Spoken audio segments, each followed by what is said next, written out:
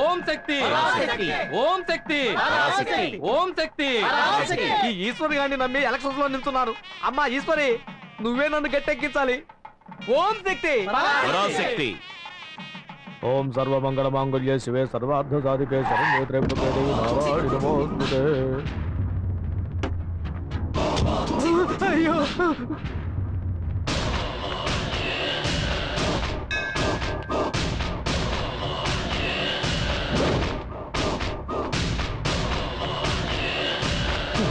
కనబడితే నరికేస్తాడే.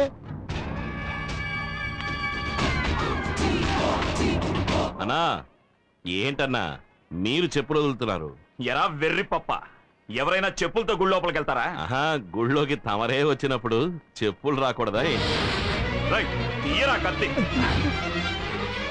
ఇవ్వు.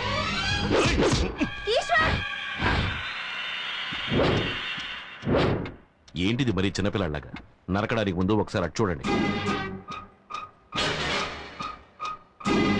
ఓ మరి ఇటు టర్నింగ్ ఇచ్చుకోండి. చుట్టూ జనం ఉన్నారు. పట్టపగలు ఇంతమంది ముందు గుడివాకిట్లో నన్ను పట్టుకుని నరికితే ఎవడైనా మీకు ఓటేసేది? మీకు ఓటు ముఖ్యమా, నా చావు ముఖ్యమా? సరే మీ ఇష్టం, వేసేయండి. అరే వేసేయండి అన్న. ఎలక్షన్లు అయ్యేంత వరకే వీళ్ళది ఓటు.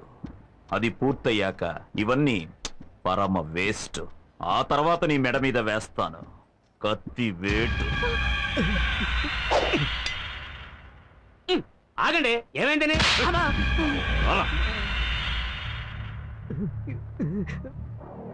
చూడు ఈశ్వర్, నామినేషన్ దాఖలు చేసిన దగ్గర నుంచి ప్రతిరోజు చస్తూ బతుకుతున్నాను. ముందు ముందు మనల్ని ఉప్పు పాత్ర వేసి ఎలా ఉన్నారు. ఇటువంటి పరిస్థితుల్లో రాజకీయ నాయకులు 30 ఏళ్ళు 40 ఏళ్ళు ఎలా ఉంటున్నారో తెలియట్లా.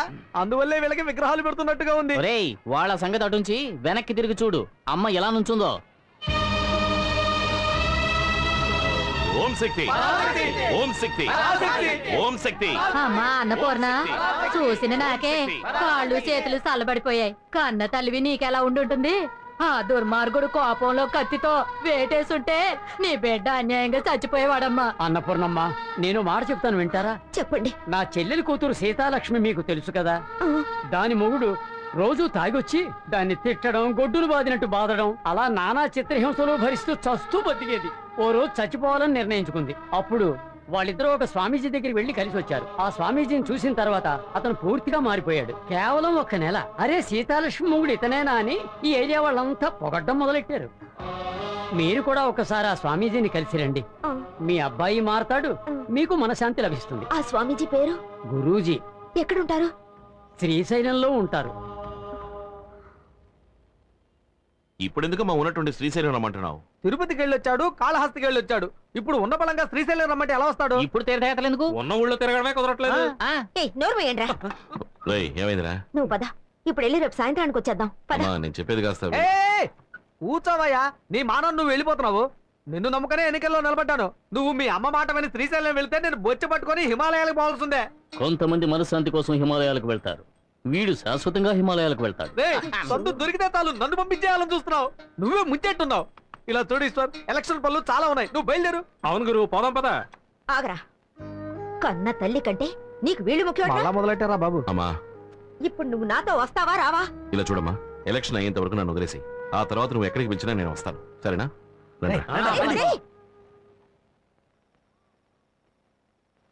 అయ్యలారా అమ్మలారా, పులిని ఎదిరించి పిల్ల, ఏనుగుని ఎదిరించి ఎలుక, గుర్రాన్ని ఎదిరించి గాడిద, నెమలిని ఎదిరించి నల్ల. విషయానికి రావయ్యా. ఎవడు అదే నోరు మూసి కూర్చో. నెమలి పురి విప్పుతుంది, మరి నల్లి అన్న మన నియోజకవర్గంలో నిలబడడానికి ఉన్న ఒక ఇంటిని అమ్మేశారు. అన్నని ఎదిరించి నిలబడుతున్నాడే ఆ డుబాకోరు, వాడే అమ్ముతాడు రా. ఆ జంతికల బఠానీలు, జంతికల బఠానీలు, జంతికల బఠానీలు, బఠానీలే జంతికలే. ఏందన్నా అభ్యర్థి బఠానీలు అమ్ముతున్నాడా? జంతికల బఠానీలు, జంతికల బఠానీలు, జంతికల బఠానీలే, జంతికల బఠానీలు. బఠానీలు అమ్మేవాడిని నిలబెట్టాడు ఆ ఈశ్వర్ గాడు. ఎంత మెంటల్ కాఫీ కాఫీ కాఫీ సొంటి కాఫీ కాఫీ కాఫీ సొంటి coffee coffee coffee coffee coffee coffee బఠానీలు, బఠానీలు బాబా, బఠానీలు, బఠానీలే. కాఫీ కాఫీ కాఫీ సొంటి కాఫీ సొంటి కాఫీ కాఫీ కాఫీ. మీరు బఠానీలు అమ్మచ్చు, సొంటి కాఫీ అమ్మచ్చు, కానీ మా అన్న ఉన్న ఒక్క తోటని అమ్మేసి ఎన్నికల్లో నిలబడ్డారు. రేపు మా అన్న ఏర్పాటు చేసిన డాన్స్ చూసి మీరు అదిరిపోతారు. రాజు,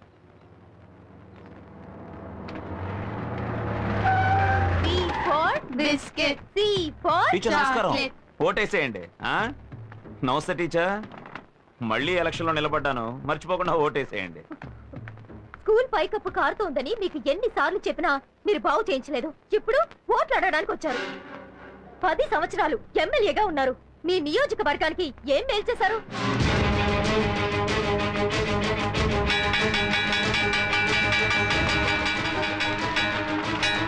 రాయ్, తలుపులేసేంట్రా.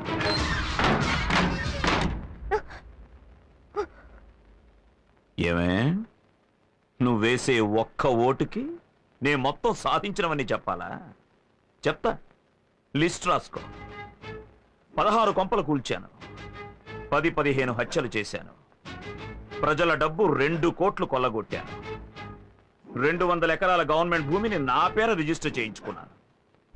ఇందులో దెబ్బతిన్న వాళ్ళు 200 మంది, ఊరొదిలి పారిపోయిన వాళ్ళు 300 మంది. ఇది కాకుండా నా విరోధులు 30 మందిని లేపేశాను, అందగత్తెలు 10 మందిని. ఇదే నువ్వు అడిగిన నా 10 ఏళ్ల సాధన. ఈ ప్రశ్నలు అడిగే పని నీ పిల్లలతో పెట్టుకో. నన్నడిగేవనుకో, మంటల్లో మసి చేసి విభూదిగా పెట్టుకుంటా. మీ టీచర్ అడిగిన ప్రశ్నకి వివరంగా సమాధానం చెప్పా. తప్పకుండా నాకే ఓటేస్తుంది, మర్చిపోకండి. మర్చిపోకూడదు. మన వాళ్ళందరినీ నేను కోరుకునేది ఏమిటంటే, అందరూ బాగా అలసిపోయి ఉంటారు కనుక ఫుల్లుగా తాగి మూసుకొని పడుకోండి. అన్నయ్య, మనం ఇంతవరకు 40 లక్షలు ఖర్చు పెట్టాం. అందులో 3 లక్షలు పోస్టర్స్కే ఖర్చు అయ్యాయి. కానీ వాళ్ళు ఇంతవరకు ఒక్క ప్యాంప్లెట్ కూడా పంచిపెట్టలేదు. అది మాత్రమే కాదన్నా, మన పేరు లేని గోడే లేదు. వాళ్ళు కనీసం గోడ మీద గీత కూడా గీయలేదు. ఇంకా నువ్వు మాట్లాడకూడదు. అయ్యా, మీరు వెళ్ళని సందు లేదు, దూరని ఇల్లు లేదు, చూడని మనిషి లేడు, అంతెందుకు పట్టుకోని కాళ్ళు కూడా లేవు. అలాంటప్పుడు ఈయన ఎదిరించి ఏ ధైర్యంతో నిలబడుతున్నాడు వాడు? ఏమన్నా రే అంటావు? అయ్యా, మిమ్మల్ని ఎదిరించి వాడు ఏ ధైర్యంతో నిలబడ్డాడండి? ఉట్టికెగరలేనమ్మ స్వర్గానికి ఎగరాలనుకున్నట్టు వీడు నన్నేమీ చేయలేడురా. పోయిన ఎలక్షన్స్ లో 1 లక్ష ఓట్ల తేడాతో గెలిచాను. ఈ ఎలక్షన్స్ లో మొత్తం 3 లక్షల ఓట్లు నాకే. అన్నా అన్నా, తెల్లదోనే బాంబు వేసేసాడన్నా. అంతా అయిపోయింది, కొంప మునిగిపోయిందే. మీరు ఓడిపోవడం ఖాయమన్నా. ఏంట్రా వాగుతున్నా? నేనేం వాగట్లేదన్నా. ఆ టీవీ చూసి ఊరే బొగ్గుమంటోంది. వెళ్ళండి అన్నా, వెళ్ళి టీవీ చూడండి. ఇకపైనే అసలు పని మొదలవుతుంది.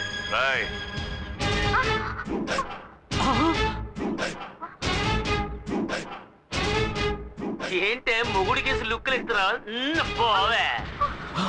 కాంట్రాక్టర్ చెప్పన్నా. వీళ్ళంతా ఎవరో తెలుసా? తెలీదన్నా. ఇదిగో ఇక్కడ నించున్నారే పబ్లిక్. వీళ్ళ అమ్మ, బాబు, అక్క, చెల్లెలు, పెద్దమ్మ, పెదనాన్న, చిన్నమ్మ, చిన్నాన్న, బావలు, మరదళ్ళు, మనవళ్ళు, మనవరాళ్ళు మొత్తం అందరినీ దించేశా. వీళ్లతో రోడ్డు వేయించు. ఆ రోజు మీటింగ్ లో బఠానీలు అమ్ముకునే వాళ్ళంతా మెంట్లుగాళ్ళన్నా. ఇప్పుడు చూసావా, అయ్యగారి భాగవతం ఊరంతా తెలిసిపోయింది. అంతా ఈ టీవీ వల్లేరా? రే రాజు అన్నయ్య, ఇంకో 10 నిమిషాల్లో ఈ త్రిశూలం టీవీ ఉన్న చోటు ఉండకూడదు. నేలమట్టం చేసేయండి. అలాగే అన్నయ్య. రేయ్ రండ్రా.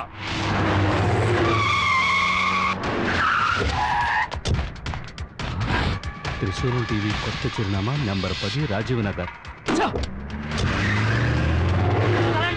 ఇక్కడ జరిగిన గొడవకి ఆ దుర్మార్గుడు భుజంగమే కారణం. నేను నిఖార్సైన వాణ్ణయ్యా. ఈ దేశ ప్రజలకు ఏదైనా మంచి చేయాలనుకుంటున్నాను. నా కడుపు రగులుతోందయ్యా. నా ఉసురు తగిలి వాడు ఏదో ఒక రోజు ఖాళీ మాడి మసైపోతాడు, నాశనం అయిపోతాడు. అన్నయ్య, లైవ్ లో చూపించి పరువు తీస్తున్నాడు రా. ఏం పీకుతున్నావు అక్కడ? అడ్రస్ మార్చేశాడు అన్నయ్య, వెతుకుతున్నాను.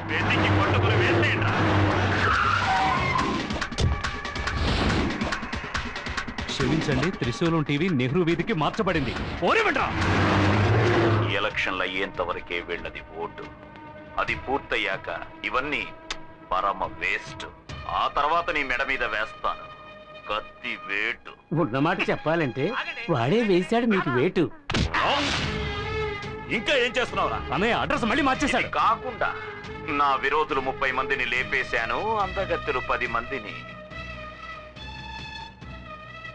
దుర్మార్గుడా, మంటల్లో మసి చేసి విభూదిగా పెట్టుకుంటా.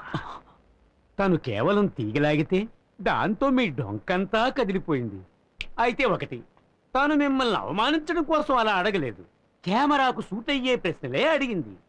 మీరు కొంచెం మేకప్తో వెళ్ళుంటే బాగుండేది. మూసుకో. మళ్ళీ క్షమించండి, త్రిశూలం టీవీ పాత అడ్రస్కే. పాత డ్రెస్కే. త్రిశూలం టీవీ ఇదే అడ్రస్ లో సంచలన వార్తలతో రండి పెడదాం.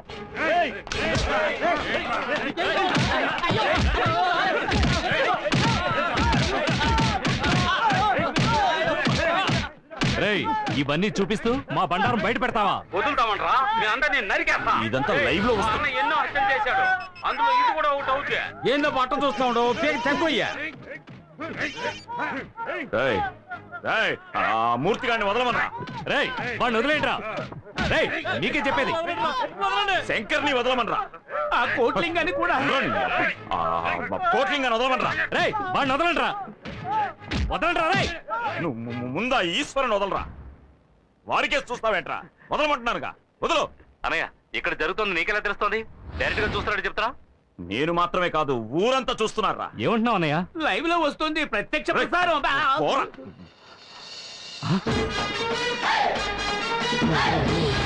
మేము గెలవడం కోసం ఎన్ని హత్యలైనా చేస్తావురా. వెంటనే వచ్చేయండి రా. రేయ్, ఇచ్చిన బిల్డప్ చాలరా, డోర్ మూసుకొని పో. వాడెందుకు వెళ్ళిపోయినాడు?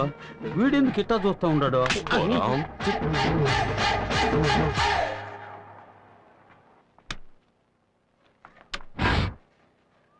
ఇండిపెండెంట్ అభ్యర్థి శివలింగం 17 ఓట్ల మెజారిటీతో ముందంజలో ఉన్నారు.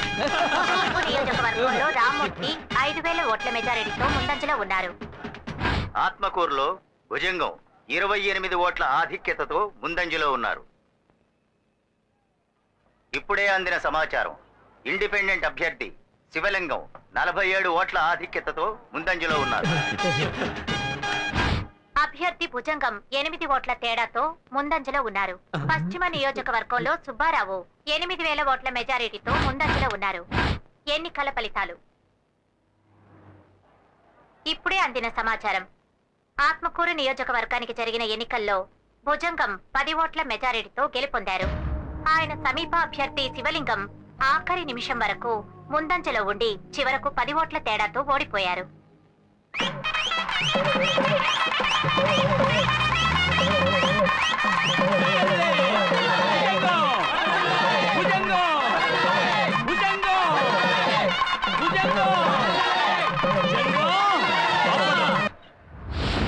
ఎందుకురా పొలమాల? ఏంటన్నయ్య, మూడోసారి గెలిచావుగా. ఎన్ని ఓట్లతో? 10 ఓట్ల తేడాతో గెలిచామన్నా. అయ్యా, 10 ఓట్లు 1000 ఓట్లు, గెలుపు గెలిపే. దొంగ ఓట్లు ఎన్ని వేశారు? 25,000 ఓట్లు అన్నయ్య. అవి వేయలేదంటే చెప్పరా. వేయలేదంటే ఓడిపోయి ఉండేవాళ్ళం. నేను ఓడిపోయే పరిస్థితి కలిగించింది ఎవర్రా? ఎవర్రా? ఈశ్వర్ అన్నయ్య. ఏంట్రా ఈశ్వరి? రాయ్, ఆ పూలమాల అలాగే ఉంచుకోండి. వాడి శవానికి వెయ్యాలి. రాయ్, లాక్కురండి రావండి.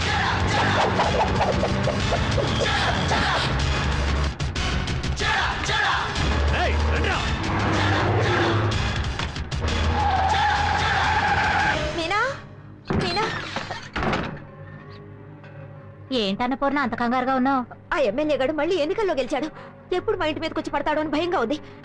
కాసేపు మీ ఇంట్లో ఉండాలి. దానికి ఇంతగా అడగాల? కావాల్సినంత సేపు ఉండు.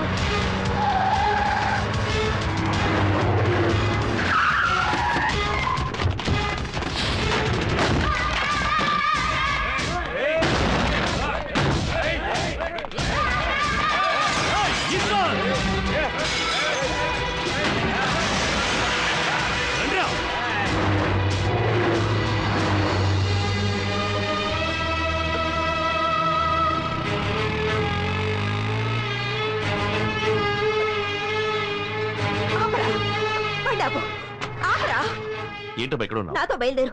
ఎక్కడికి? ఎన్నికలు పూర్తయ్యాక ఎక్కడికైనా నాతో వస్తానన్నావుగా. అన్నాను, అందుకని ఇలా ఉన్న పాడంగా. ఏం మాట్లాడుకు, నాతో బయలుదేరు. బట్టలైనా మార్చుకొస్తానమ్మా. ఏం అక్కర్లేదు, పద పోదాం. పోనీ. ఎక్కడికమ్మా? శ్రీశైలానికి. ఓ